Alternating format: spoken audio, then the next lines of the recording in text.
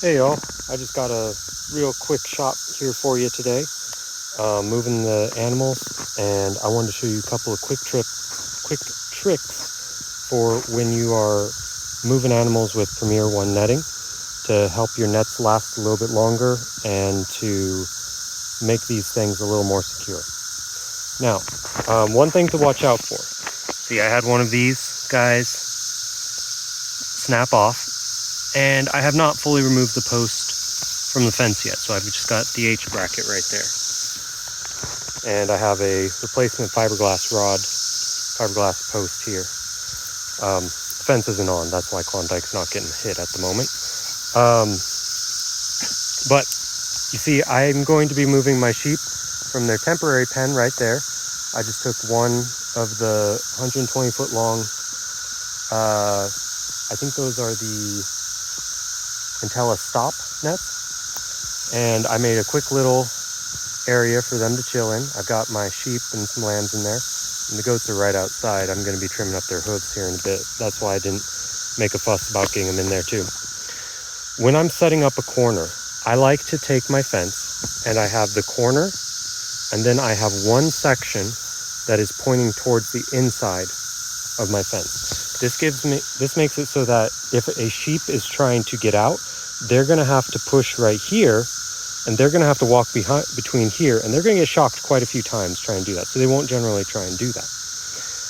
So whenever I can, I set up my corners so that instead of just having the end post come right up to the edge of my lane, I will have one section in come up to the edge.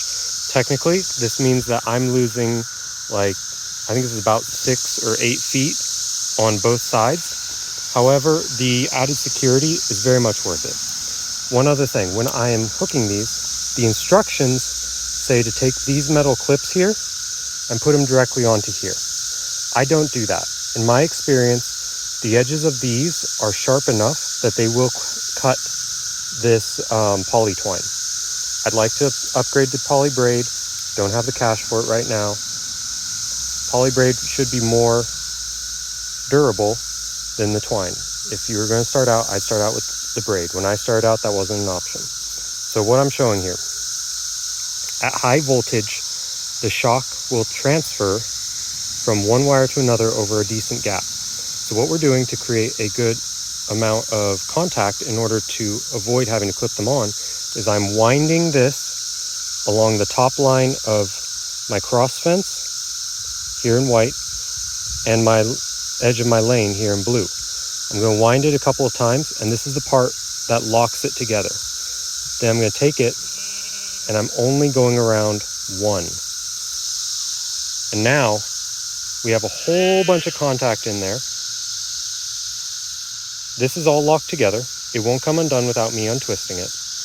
And this will help maintain those wires, where instead of the edges of this potentially cutting the wires, we still have a good amount of contact, so I'll undo that and do it again for you. So we have 2 wires. These are my 2 top wires of my lane fence and my cross fence. And take it, wrap it around 2 to 3 times, and then I wrap it around 1 in the opposite direction. This is similar to if you were twining your own rope out of cordage or something like that, where you twist it in one direction and then it'll try and untwist in the opposite direction. So we twisted it in one direction going around this way, and we came back and we did one the opposite way. So now the majority of this is trying to pull it this way.